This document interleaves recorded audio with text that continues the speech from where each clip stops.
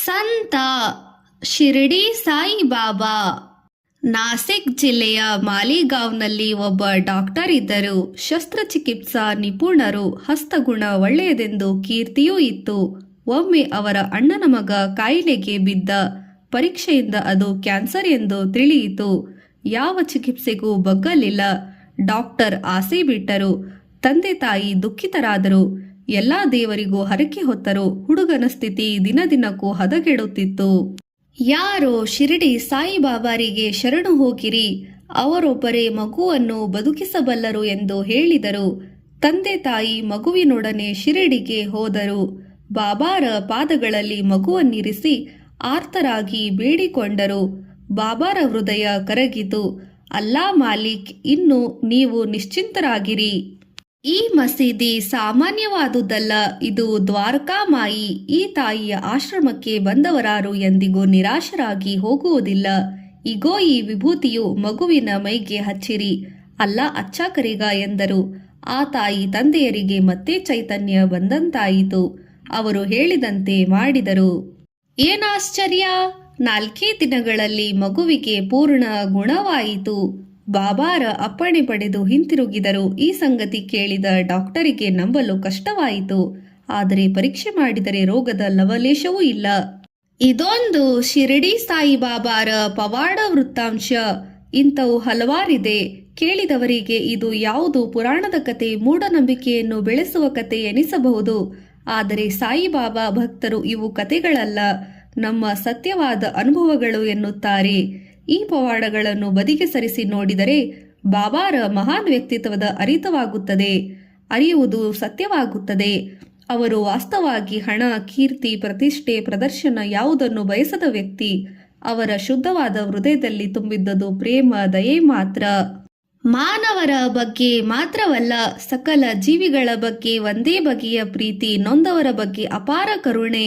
ಪರಕೀಯ ದಾಸ್ಯದಲ್ಲಿ ಸಿಲುಕಿದ ಭಾರತ ಆತ್ಮಾಭಿಮಾನ, ಆತ್ಮವಿಕಸನಗಳನ್ನು ಕಳೆದುಕೊಂಡಿದ್ದ ಕಾಲದಲ್ಲಿ ಅದರ ಆಧ್ಯಾತ್ಮ ಸತ್ವದ ನೆನಪು ಮಾಡಿಕೊಂಡು ನವಜಾಗೃತಿಯನ್ನುಂಟು ಮಾಡಿದ ಮಹಾಪುರುಷರಲ್ಲಿ ಮುಖ್ಯರಾದವರು ಶ್ರೀರಾಮಕೃಷ್ಣ ಪರಮಹಂಸರು ಮತ್ತು ಶಿರಡಿ ಸಾಯಿಬಾಬಾ.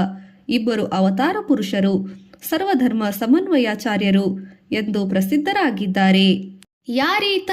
ಶ್ರೀ ಸಾಯಿಬಾಬಾ ಮೊಟ್ಟ ಮೊದಲು ಲೋಕಕ್ಕೆ ಪ್ರಕಟವಾದದ್ದು ಕ್ರಿಸ್ತಶಕ 1850ರಲ್ಲಿ ಶಿರಡಿಯಲ್ಲಿ.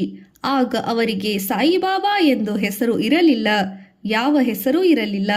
ಶಿರಡಿ ಅಹಮದಾಬಾದ್ನ ಜಿಲ್ಲೆಯ ಒಂದು ಸಣ್ಣ ಹಳ್ಳಿ. ಕೋಪರ್ಗಾಂವ್ ಸ್ಟೇಷನ್ನಲ್ಲಿ 8 ಮೈಲಿ ದೂರದಲ್ಲಿ ಇದು ಸ್ಥಿತವಾಗಿದೆ. ಒಂದು ಬೆಳಗು ಮಸೀದಿಯ ಬಳಿಯ ಬೇವಿನ ಮರದ ಕೆಳಗೆ 12 ವರ್ಷದ ಬಾಲಕನೊಬ್ಬ ಧ್ಯಾನಸ್ಥನಾಗಿ ಕೂತಿದ್ದ.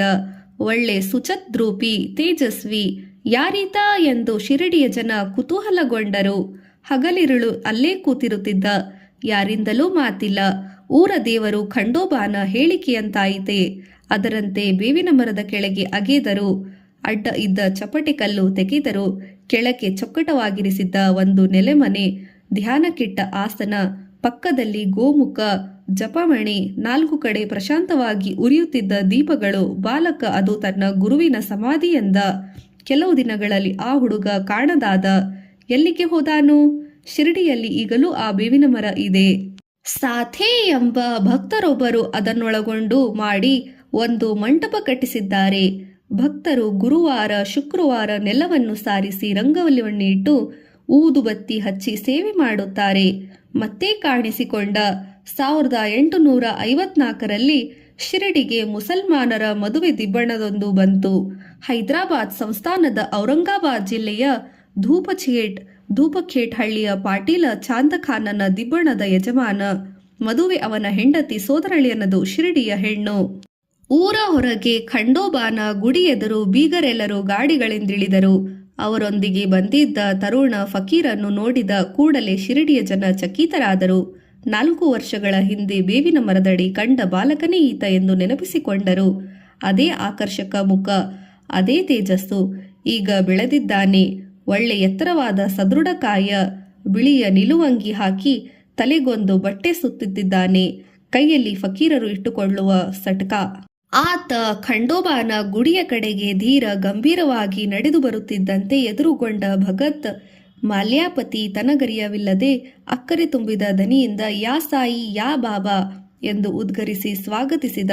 ತರುಣ ಫಕೀರನಿಗೆ ಅಂದಿನಿಂದ ಅದೇ ಹೆಸರಾಯಿತು. ಸಾಯಿ ಎಂದರೆ ಸಾಧು ಎಂದರ್ಥ, ಬಾಬಾ ಎಂದರೆ ತಂದೆ.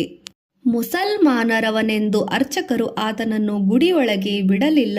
ಮದುವೆಗೆ ಬಂದವರೆಲ್ಲ ಎದುರು ಚಾಂದ್ ಪಟೇಲ್ ಆ ಫಕೀರನ ಗುಣಗಾನ ಮಾಡಿದ. ಆತನನ್ನು ತಾನು ಮೊದಲು ಭೇಟಿಯಾದ ಬಗೆಯನ್ನು ಸ್ವಾರಸ್ಯವಾಗಿ ಹೇಳಿದ. ಅದೇ ವರ್ಷದ ಮೊದಲು ಔರಂಗಾಬಾದ್ಗೆ ಹೊರಟಾಗ ದಾರಿಯಲ್ಲಿ ಆತನ ಪ್ರೀತಿಯ ಕುದುರೆ ತಪ್ಪಿಸಿಕೊಂಡಿತಂತೆ. ಸುಮಾರು 2 ತಿಂಗಳ ಕಾಲ ಎಲ್ಲೆಲ್ಲೂ ಹುಡುಕಿದರೂ ಸಿಕ್ಕಲಿಲ್ಲ. ಧೂಪ ಬಳಿಯ ಕಾಡಿನಲ್ಲಿ ಸುತ್ತಿ ಸುತ್ತಿ ಸಾಕಾಗಿ ವಿಶ್ರಮಿಸಿಕೊಳ್ಳುವಾಗ ಹೋದಾಗ ಅಲ್ಲೊಂದು ಮಾವಿನ ಮರದ ಕೆಳಗೆ ಕುಳಿತಿದ್ದ 16ರ ಪ್ರಾಯದ ಒಬ್ಬ ಫಕೀರನ್ನು ಕಂಡ. ಆತನ ತೇಜಸ್ಸಿಗೆ ಬೆರಗಾಗಿ ಗೌರವದಿಂದ ನಮಿಸಿದ. ತನ್ನ ಪಾಡನ್ನು ತೋಡಿಕೊಂಡ. ಪಾಪ ಎಂದು ಮುರುಕು ತೋರಿದ ಫಕೀರ, ನಿನ್ನ ಕುದುರೆ ಇಲ್ಲೇ ನಾಲೆಯ ಪಕ್ಕದಲ್ಲಿ ಮೇಯುತ್ತಿದೆ, ಹೋಗಿ ನೋಡು ಎನ್ನುತ್ತಾ ಆ ದಿಕ್ಕನ್ನು ತೋರಿಸಿದ. ಹೋಗಿ ನೋಡಿದಾಗ ನಾಲೆಯ ಬಳಿ ಕುದುರೆ ಸಿಕ್ಕಿತು. ಬಹು ಸಂತೋಷದಿಂದ ಕುದುರೆ ಸಮೇತ ಮತ್ತೆ ಫಕೀರನ ಬಳಿಗೆ ಬಂದ. ಭಕ್ತಿಯಿಂದ ನಮಸ್ಕರಿಸಿದ. ಫಕೀರ ಪ್ರೀತಿಯಿಂದ, ಬಾ ವಿಶ್ರಮಿಸಿಕೋ, ಚಲುವಿ ಸೇದು ಹೋಗುವೆಯಂತೆ ಎಂದು ಚಿಲುಮೆ ಸೇದಲು ಬೆಂಕಿ ಹಿಡಿಯುವ ವಸ್ತ್ರ ಕೊಟ್ಟ. ನೆನೆಸಲು ನೀರು ಬೇಕಾಗಿದ್ದವು. ಫಕೀರ ಸಟ್ಕಾದಿಂದ ನೆಲವನ್ನು ಚುಚ್ಚಿದ. ಉರಿದ ಕೆಂಡ ಬಂತು. ಮತ್ತೊಂದು ಚುಚ್ಚಿದಾಗ ನೀರು ಚಿಮ್ಮಿತು. ಅದ್ಭುತ! ಈತನಾರು ಅಸಾಧಾರಣ ಸಿದ್ಧಪುರುಷ ಎಂದುಕೊಂಡು ಚಾಂದ್ ತನ್ನ ಮನೆಗೆ ಬರಬೇಕೆಂದು ಭಕ್ತಿಯಿಂದ ಆಹ್ವಾನಿಸಿ ಊರಿಗೆ ಹಿಂತಿರುಗಿದ. ಶಿರಡಿಗೆ ಮದುವೆಗೆಂದು ಹೊರಟಿದ್ದಾಗ ಪ್ರಾರ್ಥಿಸಿ ಇವರನ್ನೂ ಜೊತೆಗೆ ಕರೆದುಕೊಂಡು ಬಂದೆ. ಇವರು ಸಾಮಾನ್ಯರಲ್ಲ, ಅಸಾಧಾರಣ ಮಹಿಮೆಯುಳ್ಳ ದಿವ್ಯ ಪುರುಷರು ಎಂದು ಹೇಳುತ್ತಾ ಚಾಂದ್ ಖಾನ್ ವೃತ್ತಾಂತವನ್ನು ಮುಗಿಸಿದ. ಮದುವೆ ಮುಗಿಸಿ ಹೈದರಾಬಾದ್ ಬೀಗರೆಲ್ಲ ಹಿಂದಕ್ಕೆ ಹೊರಟರು. ಫಕೀರ್ ಬಾಬಾ ಮಾತ್ರ ಶಿರಡಿಯಲ್ಲಿ ಉಳಿದರು.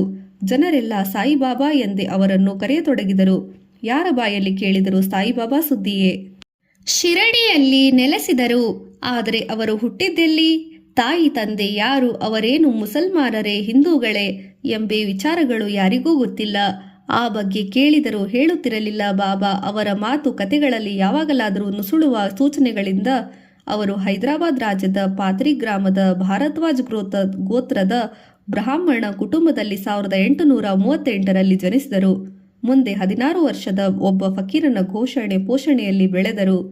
ವೆಂಕೋಸ ಎಂಬ ಗುರುವಿನ ಮಾರ್ಗದರ್ಶನ ದೊರೆಯಿತು. ವೆಂಕೋಸಾನ ಅವರು ಮಾರ್ಗದರ್ಶನವಾಗಿ ಹೀಗೆಂದು ಊಹೆ ಮಾಡಿದರು. ಶಿರಡಿಯಲ್ಲಿ ನೆಲೆಸಿದಂತಿನಿಂದ ಬಾಬಾ ಅಲ್ಲಿನ ಒಂದು ಮುರುಕು ಮಸೀದಿಯಲ್ಲಿ ಇರತೊಡಗಿದರು. ಅದು ಅವರ ಗುರುವಿನ ಸಮಾಧಿ ಇದ್ದ ಬೇವಿನ ಮರಕ್ಕೆ ಸಮೀಪದಲ್ಲಿತ್ತು. ಬೆಳಿಗ್ಗೆ ಚಾವಡಿಯಲ್ಲೋ ಮಾರುತಿ ಗುಡಿಯಲ್ಲಿ ದಿವಿಸ್ಥಾನದ ಜಾನಕಿ ಗೋಸ್ವಾಮಿ ಮುಂತಾದ ಸಾಧುಗಳಿಂದ ಪಾರಮಾರ್ಥ ವಿಚಾರ ಮಾತನಾಡುತ್ತಾ ಕೂಡುತ್ತಿದ್ದರು. ದೇವಿದಾಸ್ ಅವರಿಬ್ಬರಿಗೂ ಮುಂಚೆ ಶಿರಡಿಗೆ ಬಂದು ನೆಲೆಸಿದ್ದ ಬೈರಾಗಿ ಜಾನಕಿ ಗೋಸಾವಿ ಅವರ ಮಾರ್ಗವಾಗಿ ಯಾತ್ರೆ ಹೋಗುತ್ತಿದ್ದನು. ಬಾಬಾರನ್ನು ನೋಡಿ ಆಕರ್ಷಿತನಾಗಿ ಅಲ್ಲೇ ನಿಂತವನು. ಬಾಬಾ ಈ ಇಬ್ಬರೊಂದಿಗೆ ತುಂಬಾ ಆತ್ಮೀಯರಾಗಿದ್ದರು. ಪುಣತಾಂಬೇಕರ್ ಎಂಬ ವೀರವೈಷ್ಣವ ಸದ್ಭಕ್ತ, ಆನಂದನಾಥ ಎಂಬ ಪ್ರಸಿದ್ಧ ಸಾಧು, ಅಕ್ಕಲ್ಕೋಟ್ ಸ್ವಾಮಿಗಳ ಶಿಷ್ಯ, ಇಂತಹವರೆಲ್ಲ ತರುಣ ಸಾಯಿಯನ್ನು ತುಂಬ ಗೌರವಿಸುತ್ತಿದ್ದರು. ಆದರೆ ಜನರಿಗೆ ಆಶ್ಚರ್ಯ, ಈ ವಿಚಿತ್ರ ಸ್ವಭಾವದ ಫಕೀರ ಅಂತಹ ಮಹಾತ್ಮನೇ ಎಂದು. ಬಾಬಾ ಇರುತ್ತಿದ್ದ ದೇಹಾಗೆ ಅವರ ನಡೆ ನುಡಿ ಕೆಲವು ಬಾರಿ ವಿಲಕ್ಷಣವಾಗಿರುತ್ತಿದ್ದವು. ಯಾರಿಂದಲೂ ಹೆಚ್ಚು ಮಾತನಾಡುತ್ತಿರಲಿಲ್ಲ.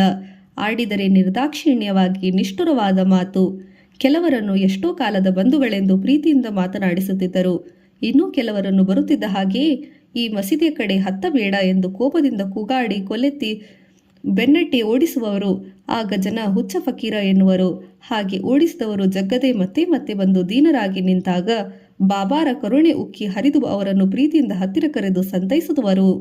ಅವರ ಸರಳವಾದ ಜೀವನ, ಪ್ರೇಮಮಯಿ ಹೃದಯ, ಪಾರಮಾರ್ಥಿಕ ಹಿತವಚನ ಅನೇಕ ಸಾತ್ವಿಕರನ್ನು ಆಕರ್ಷಿಸಿದವು. ಅವರ ನಡೆನುಡಿಗಳಲ್ಲಿ ನಿಜವಾದ ವೈರಾಗ್ಯವೇ ಕಾಣುತ್ತಿತ್ತು.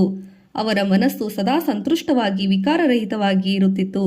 ಮೊದಲು ಅವರ ಅದ್ಭುತ ಪವಾಡ ಪುರುಷರು ಎಂದು ಪ್ರಸಿದ್ಧರಾದರು. ಅದ್ಭುತ ಪ್ರಸಂಗಗಳಲ್ಲಿ ಕಥನ ಊರೊಂದಿಗೆ ಪ್ರಸಾರವಾಯಿತು. ಅದರ ಕೃಪೆಯಿಂದ ಎಲ್ಲ ಕಷ್ಟಗಳು ದೂರವಾಗುತ್ತದೆ ಎಂಬ ನಂಬಿಕೆ ಹಬ್ಬಿತು. ಸಂಕಟದಲ್ಲಿ ಸಿಕ್ಕವರು, ರೋಗಿಗಳು ಹತಾಶವಾದರು, ಶಿರಡಿಗೆ ಬಂದು ಹೆಚ್ಚಾದರು. ಅಂತರಂಗ ಶುದ್ಧಿ ಮುಖ್ಯ. ಬಂದವರನ್ನು ಸಾಮಾನ್ಯವಾಗಿ ಬಾಬಾ ಪ್ರೀತಿಯಿಂದ ನೋಡುವವರು, ಮಾತನಾಡಿಸುವವರು, ಮಾತು ಮಾತಿಗೆ ಅಲ್ಲಾ ಮಾಲಿಕ್ ಎಂದು ಜಪಿಸುವ ಅವರು, ತಮ್ಮ ಕಷ್ಟವನ್ನು ತೋಡಿಕೊಂಡು ಆರ್ತರಾಗಿ ಬೇಡುವವರಿಗೆ ಬಗ್ಗೆ ಮನಕರಿಗಿ ಅಲ್ಲಾ ಭಲಾ ಕರೆಗ ಎಂದು ಆಕಾಶದತ್ತ ದಿಟ್ಟಿಸಿ ನೋಡುತ್ತಾ ಅಭಯಹಸ್ತವನ್ನಿತ್ತು ಹರಿಸುವವರು, ವಿಭೂತಿ ಪ್ರಸಾದವನ್ನು ಕೊಡುವರು. ಅವರ ನುಡಿಗಳಲ್ಲಿ ಹತಾಶವಾದ ಹೃದಯದಲ್ಲಿ ಚೈತನ್ಯ ಉಂಟು ಮಾಡುವ ಅಸಾಧಾರಣ ಶಕ್ತಿ ಇತ್ತು. ಜಾತಿ ವರ್ಗ ಭೇದ ಭಾವವಿಲ್ಲದೆ ಎಲ್ಲ ಜನರು ಅವರ ಬಳಿಗೆ ಬರುವವರು. ಎಲ್ಲರೂ ಒಂದಾಗಿ ಭಕ್ತಿಯಿಂದ ಪೂಜೆ ಭಜನೆಗಳಲ್ಲಿ ಭಾಗವಹಿಸುವವರು. ಬಾಬಾರನ್ನು ಒಮ್ಮೆ ನೋಡಿದರೆ ಮತ್ತೆ ಮತ್ತೆ ನೋಡಬೇಕು ಎಂದೆನಿಸುವುದು ಅವರಿಗೆ ನಿಯತವಾಗಿಲ್ಲ. ಆದರೂ ಒಮ್ಮೊಮ್ಮೆ ಬಾ ಎಂದು ಕರೆಯುತ್ತಿದ್ದರು. ತಾವು ನಮಾಜಿನಲ್ಲಿ ಸೇರಿಕೊಳ್ಳುವವರು, ಸಂಜೆ ಭಕ್ತರನ್ನೆಲ್ಲ ಕೂಡಿಸಿಕೊಂಡು ಭಜನೆ ಮಾಡುವವರು, ಭಕ್ತಿ ಪರವಶರಾಗಿ ಕಾಲಿಗೆ ಗೆಜ್ಜೆ ಕಟ್ಟಿಕೊಂಡು ಆನಂದವಾಗಿ ಕುಣಿಯುವವರು. ಮುಸಲ್ಮಾನ ಭಕ್ತರು ತಮ್ಮ ಹಬ್ಬಗಳಲ್ಲಿ ಬಾಬಾರ ಹೆಸರಿನಿಂದ ಬಡಬಗ್ಗರಿಗೆ ಅನ್ನದಾನ ವಸ್ತ್ರದಾನ ಮಾಡುತ್ತಿದ್ದರು. ರಾಮನವಮಿ, ಗೋಕುಲಾಷ್ಟಮಿ, ಶಿವರಾತ್ರಿ, ನವರಾತ್ರಿ ಹಬ್ಬಗಳಲ್ಲಿ ಎಲ್ಲರೂ ಸೇರಿ ಪೂಜೆ ಭಜನೆ ಅನ್ನ ಸಂತರ್ಪಣ ನಡೆಸುತ್ತಿದ್ದರು. ಭಕ್ತರಲ್ಲಿ ಶ್ರೀಮಂತರು ಬಡವರು, ಮೇಲು ಕೀಳು, ಆ ಜಾತಿ ಈ ಜಾತಿ ಎಂಬ ಭೇದ ಭಾವ ಇರುವುದಿಲ್ಲ. ಬರದಂತೆ ಬಾಬಾ ನಡೆಸಿ ನೋಡಿಕೊಳ್ಳುತ್ತಿದ್ದರು. ಭಕ್ತಿ, ಅಂತರಂಗದ ಶುದ್ಧಿ, ಸದಾಚಾರ ಇದೇ ಮುಖ್ಯ ಎಂದು ಮನವರಿಕೆ ಮಾಡುತ್ತಿದ್ದರು. ಮಸೀದಿಯೊಳಗೆ ಹೋಮಕುಂಡದಂಥ ಒಂದು ಧೂತಿಯನ್ನು ಸದಾ ಉರಿಸುತ್ತಿದ್ದರು. ಧೂನಿಯಿಂದ ಅದರಿಂದ ತೆಗೆದ ಭಸ್ಮವನ್ನೆಲ್ಲ ಬಾಬಾ ಪ್ರಸಾದವೆಂದು ವಿಭೂತಿ ಕೊಡುತ್ತಿದ್ದರು. ಎಂಥ ರೋಗವಿರಲಿ, ಸಂಕಟವಾಗಲಿ ಅದರಿಂದ ಕ್ಷಣ ಮಾತ್ರದಲ್ಲಿ ಪರಿಹಾರವಾಗುವುದು ಎಂಬ ನಂಬಿಕೆ ಸಾಯಿ ಭಕ್ತರಲ್ಲಿ ಇದೆ. ವಿಭೂತಿಯ ಮಹಿಮೆ ಅನೇಕ ಕಥೆಗಳು ಪ್ರಚಲಿತವಾಗಿದೆ. ಮಸೀದಿಯ ಮುಂದೆ ಅಂಗಳದಲ್ಲಿ ಒಂದು ತುಳಸಿ ವೃಂದಾವನವನ್ನು ಬಾಬಾ ಸ್ಥಾಪಿಸಿದ್ದರು.